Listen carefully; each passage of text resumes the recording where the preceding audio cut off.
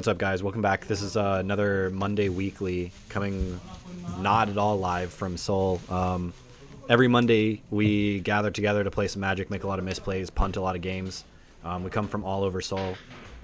Actually, no, mostly HBC because, you know, white people. We have two very young unwhite people here. This is Sanghwa versus Michael. Michael is on Elves here. He borrowed this deck from, I don't know, somebody. And I won't mince words. The kid is like 12. That said, I think that he plays pretty good, and I've seen him play a few different Legacy decks. As he gets more and more into the format, I think he'll perform better and better. I've seen him make some pretty nice plays. Like, I think his play is decent. Turn 1 fetch for Dryad Arbor is about the slowest start that Elves can get here. And Sanghwa, you're gonna notice that he's got like overgrown tombs, and I believe he owns a single Underground Sea. You know, that $400 price tag on an Underground Sea. Sometimes people can't afford 3 of them, so I think he's got some Watery Graves in his deck. Sanghwa is following the normal Legacy progression of Magic players who like play Standard for a year, decide that that's lame, play Modern for a year, and decide that that's really lame, and then sell all their cards to try to play Legacy. Michael is generating what's called a fuck ton of magic or mana, and he's gonna go Quirion Ranger go. He's holding Natural Order, so he's lined up a Natural Order turn, and he cannot get blown out by anything except for Force of Will. So I think that he's going to go for it here. Unfortunately, he does leave a Cradle exposed to this Wasteland here. Yeah, I would fire that off immediately. No problem. The Tarmogoyf is held back, though. He cannot attack at this point. It's not really very profitable. It is profitable on the defense. If he has, like, an Abrupt Decay here would be fantastic, but you just dump creature and instant into the yard and then block a Nettle Sentinel. GG. Michael is going to grab, I don't know, probably Forest. I wouldn't grab Bayou here. There's Forest. He's now able to generate, well, let's call it enough mana, and he's going to Natural Order here. I was looking at Sanghwa's hand. I think that he mulled, and I think that he does not have counter magic, and he's just going to die here.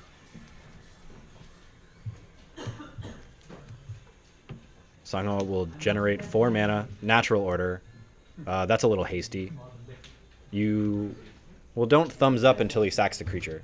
Like, 100% you must sacrifice a creature as part of the cost of the spell. But I think he doesn't really care here. He's going to... Sanghwa is going to fold immediately to the Natural Order. Couple things there. Do not give the thumbs up to your opponent before you see that the creature is sacrificed yet. And also, you should have just let him search through his library just to double check that he's got the Crater Hoof there. Like, what if the rest of his hand was Crater Hoofs? Like, maybe he can't actually kill you, you know? Anyway, that's a situation as a Delver player that I get into as well. You have a bit of a slow start, then the friggin' combo deck just like goes off without any fear at all on turn 2, and you sort of just want to pack your cards away, throw the deck box against the wall, and run out of the room. So he didn't do that, though, so he's going to go on the play for game 2. Looks like this is a much better hand. Never mind, this hand is not great. These 2 Ponders could fix it up, but that's a lot of lands. I don't know. Scries to the top doesn't matter because he's sacrificing a fetch land immediately. And I guess this would probably be, I don't know, Underground Sea Ponder. Looking for threats here. So basically from the Delver side, what he's really looking for is to land a Delver, possibly get ahead on Deathrite Shaman before the Elves player gets one online, and then really just hold up Force until the end of the game. really high value targets in this matchup for Wasteland, so it's important to get just enough of them. And he pulled a no shuffle on that ponder, so good news for Sanghwa here as he's down 1 game.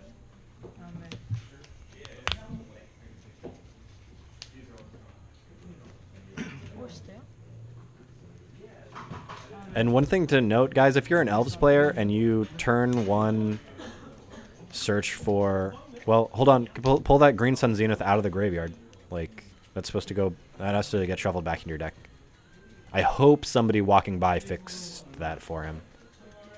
By the way, guys, I'm pretty sure that this is the first time the kids played the deck. So... Oh, that's really bad. Put that... Yeah, there you go. Shuffle again. Alright, so we fixed that up, and Michael has... I don't know. He's accelerated a little bit, but these starts have not been all that impressive. He also showed 0 respect for a daze there, which I think is, like... I guess it's fine, because the Green Suns isn't the most important thing ever, but... Sanghwa kept effectively 2 cards off that ponder and shuffled away the 3rd. He is searching for probably Bayou here, but will pause because it appears that Michael has wandered away to go find a judge.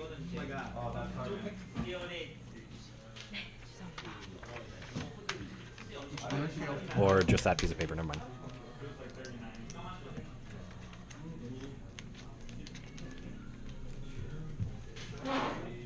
I think the plan here...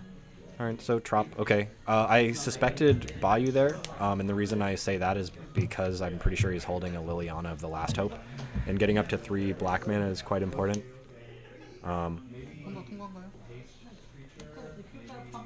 Dude, he's playing Elves. Don't even ask if it's okay if you ponder. He doesn't have a blue card in his deck to ask permission from. Also, that's a lie though, because I'm pretty sure that this guy plays Leovold. Like, the Elves players around in Korea are fucking crazy. They're trying to cast Leovold off of Cavern of Souls. And Deathrite, I guess.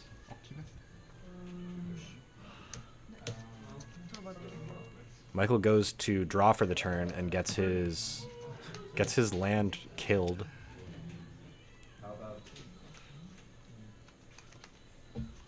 I was going to say, guys, basically, you've got Cavern of Souls and you've got Cradles in your deck, and the Delver player wants to get rid of those immediately. So when you're fetching double basic, which are mismatched, by the way, don't do that. When you're fetching so many forests in the beginning of the game, I think that you're stunting yourself for no reason. He's not going to fire off a... What the hell is happening here? Your sequencing needs some work, okay? But you could have Bayous right now. So Liliana comes down turn 3.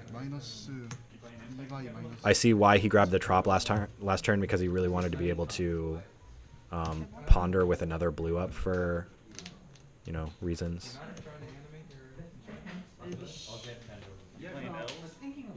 Elvish Visionary draws Wirewood Symbiote, and he has Daze Protection up pretty much forever now.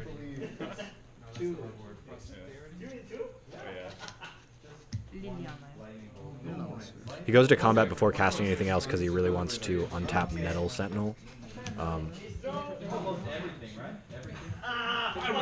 Now he can generate another green and make Quirion Ranger and untap the Nettle Sentinel and pass the turn. I mean, so Liliana is a huge problem for the Elves deck, but he's just going to try to overrun it here.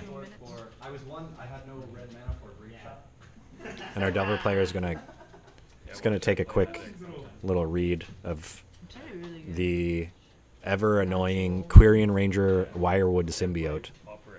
Yes, you are going to have to kill the Wirewood Symbiote before you do anything else.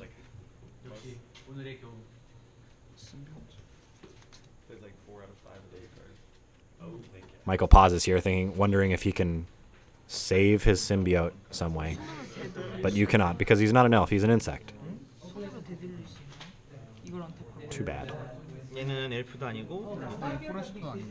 엘프가 아니네요. Alright, Wirewood Symbiote down. Tarmogoyf in. 이거 지금 뭐죠? That's a really nice roadblock to help protect the Liliana. 4바이오요? Sanghwa, I have not seen him cast a single Daze or Force of Will in either of these games. But his opponent is now empty-handed. Looks like if he swings all out here, he can take this Lily this turn, right?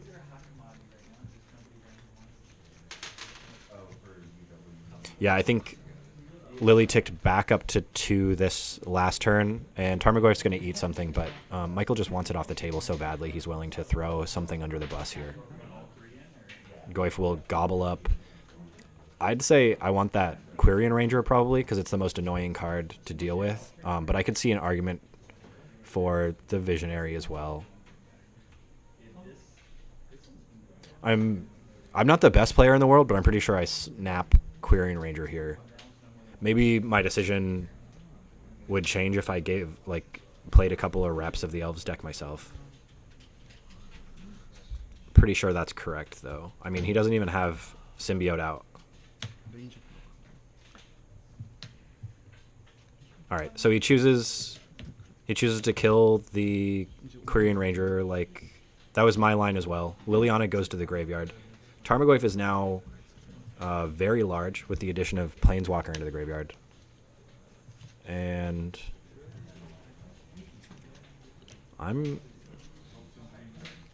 oh, I see. Michael went to end the turn, and because Sanghwa is still playing with some modern lands, he had to fetch on end step. That's okay. Look, a Watery Grave is like 90% as good as an Underground Sea. If you think that you don't have money to play Legacy, just look at that. Like, he's going to lose some percentage points because his lands aren't quite as good. But would you rather play Legacy, or would you rather like refuse to play an $11 land just because it's not like quite as good as a $400 land? Besides, we all know like you're going to start playing Legacy and like a week later you're like, it's fine, I'll spend $5,000 on a Legacy deck, I don't care. Like, I'm telling you, it's like really fucking fun, okay? Sanghwa will tank on his Brainstorm here for a little bit. He's pretty sad that he lost his Liliana there because she was machine gunning little elves all day long. But for 3 mana for a Planeswalker, what did she do? She killed 2 elves. Well, she killed a very annoying insect and an elf.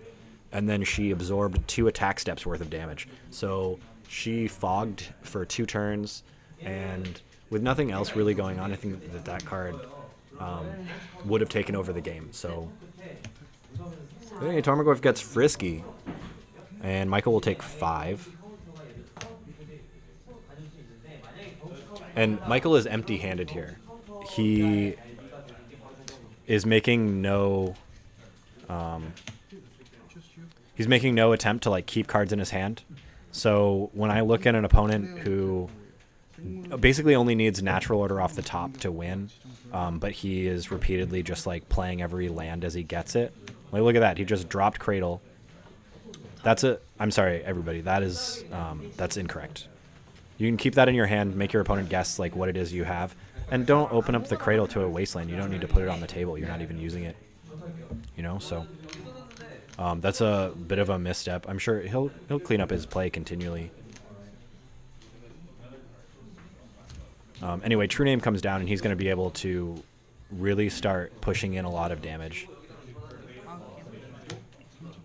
So Michael will fall to 10. If Sanghwa is holding Force of Will right now, then he should feel completely comfortable, and he can just continue with what he's doing. He doesn't even need to put anything else on the board, and he will win this game. But he wants to snap push. Okay, that's great. He's going to continue whittling down the elves, and his opponent...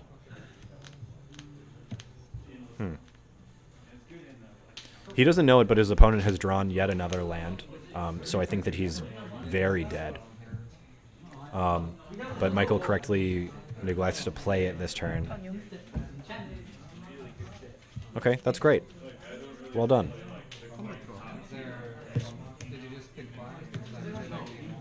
True Name comes back across for 3 more damage. Sanghwa puts a Delver on the table, and his opponent concedes on draw step, finding nothing to do. Well, I mean, he had a glimpse, but no creatures to go along. Couple things. I mean, you're playing a base green deck that doesn't have any way of drawing extra cards or kind of filtering what you get. So it's kind of tempting to just like play your 1 card per turn. But when you've got an abundance of mana and lots of it isn't doing anything, you don't need to play every card that you draw. Make them think that, you know, you might have some plays here. And Michael's hand is fantastic. That is a Bayou, Arbor, Deathrite Shaman, Natural Order, and like a Visionary and maybe a Ranger. This looks like quite a good hand. Sanghwa will mull to a threat plus Force of Will. That's what I advise.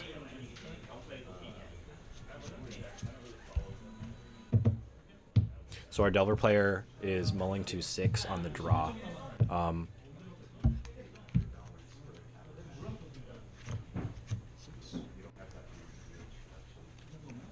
He finds...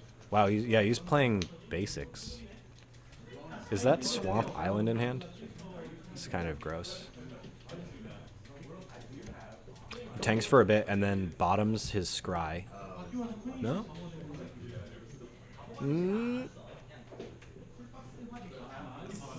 Thinking.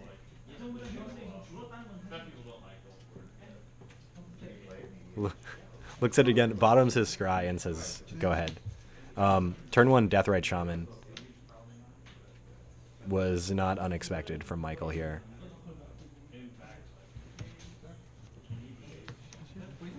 But it immediately dies. Goodbye, Deathrite. Best 1-drop in the format. Discuss. Anybody?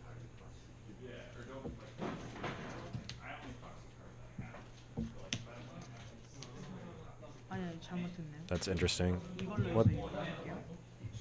Okay. 이용이요? Green Sun's for 0 again. So he's ramped up for a turn 2 Natural Order. And depending on... I mean, I don't see a Force over here, but...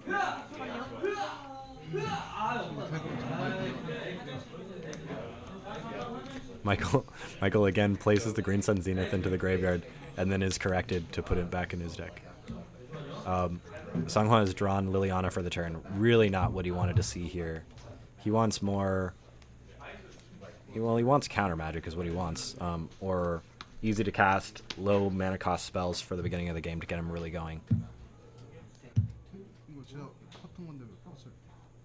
아 죄송합니다. Sanghwa has a... I mean, Michael has a Natural Order and a Crater Hoof in hand, along with a Dryad Arbor. So, if he by chance like draws Crater Hoof this next turn, then his Natural Order won't have a target to search through his library for, and he'll have to figure something else out. The deck can definitely hardcast a Crater Hoof for the win, but it's going to make it really hard for him. It's also unfortunate if he's got it stuck in his hand now. That means that he's basically just down a card.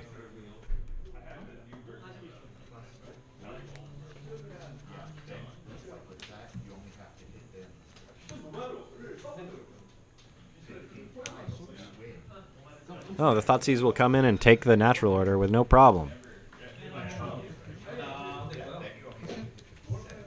So he doesn't have a threat on board, but he made sure that he didn't die to a Natural Order this turn. 아까 핸들에 3장 봤잖아요. 네. 나머지 2장이 발로스 그 크리에이터 오브 발로스랑 드라이드하고 맞죠? 네. 네. 하세요. 네. There's the Dryad Arbor. Oh, and the draw for the turn was a Deathrite Shaman. And the Ranger gets in for 1. I think Sanghwa is holding a Wasteland, which he might deploy this turn. But he's also I mean, he's got a Liliana in hand. If he's got a second black source, I can agree with just slamming Liliana here, and Michael does not have a good attacking force that can take care of it. The Liliana will just continually tick up, eating a creature every turn, go up to an arbitrary number of loyalty counters, and then you can pop her ultimate and just take over the game. Though, to be real, like an Elves player facing down a Liliana on 7 or 8, I mean, I think that they concede before they even let you use the ultimate, but that's neither here nor there. He's considering...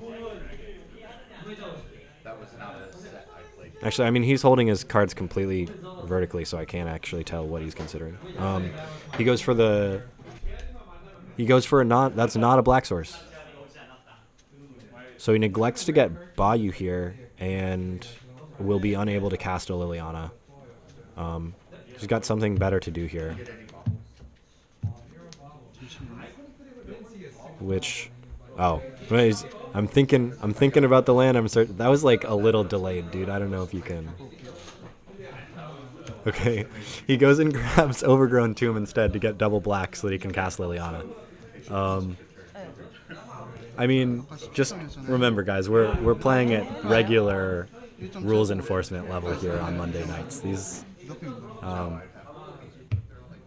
he hadn't put anything else on the stack yet, and you know, that's the kind of play that I don't know if I would allow myself to take back. But if he was just hanging out on Monday night and he was like, "Can I take that back?" I'd have, you know, like, no problem. But anyway, he knew that he wanted to cast a Liliana next turn, so he really needs that double black. When they were up to 100, that, like, the only thing that's more is Michael gets closer and closer to hard casting a Crater Hoof Behemoth. Both the first two decks I played, at least somebody opened both mana drain and plus. Please excuse the typing.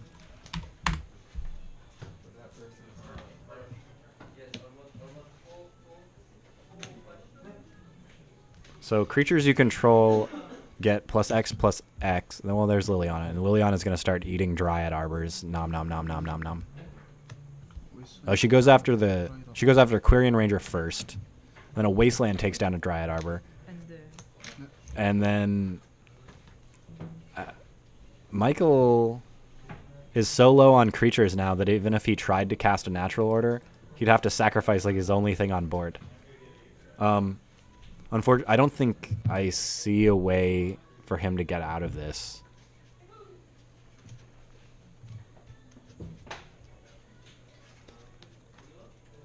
And you know what, boys? I think that we just watched a Delver player win a combo match without ever playing Daze or Force of Will through the entire match. I might be speaking too soon. I don't know. Hymn you. Take your last 2 cards. Lily pluses with no target. Grafdigger's Cage comes down. Michael draws with 1 creature in play, and oh, this is I'm sorry, guys. I don't know if I can't watch anymore.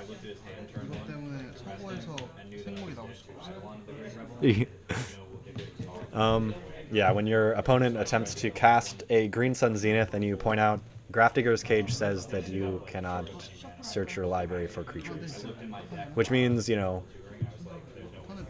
you can cast it, sure, but you cannot select any cards. So you can shuffle your deck if you'd like. Sanghwa eats the Dryad Arbor, puts out a Delver, has no chance of ever losing this game, and is probably a little bit surprised that they're still playing right now.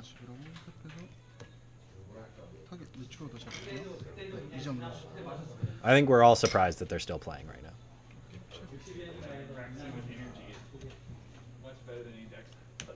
That said, though, you don't ever have to concede to just the fact that you're not going to win. You can just make your opponent kill you if that's what you want to do. You cast that Metal Sentinel, dude. Glimpse of Nature 먹고 2점 루시하고 Death Ray Shaman will continue to do 2 damage a turn. Then the Delver, to add insult to injury, will probably just like blind flip this next turn and start smashing. And I don't know. There it is. Sanghwa has done it. He found the line. The line being kill your opponent who is doing nothing. Excuse me.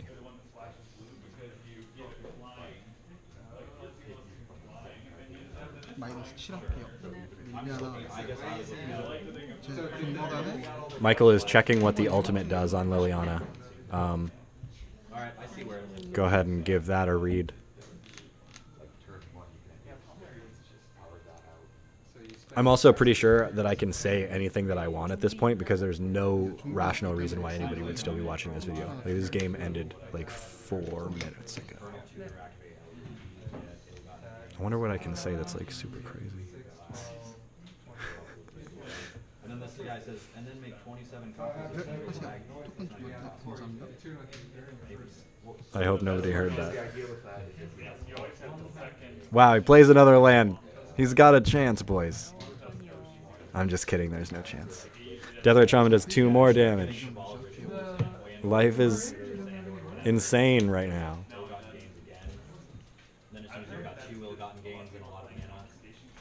This should be... There's no way that this isn't lethal, right? Because you should have 2 2/2s, that's 4, plus that's 7, and then Death Ray is lethal. So, congratulations, Sanghwa, you killed him. And my condolences. Michael, see you next week. Please come back. Like, this game is fun as shit. Oh, sorry. I hope that you didn't listen and hear that. His dad came and picked him up from the store like a little while after this. All right, bye.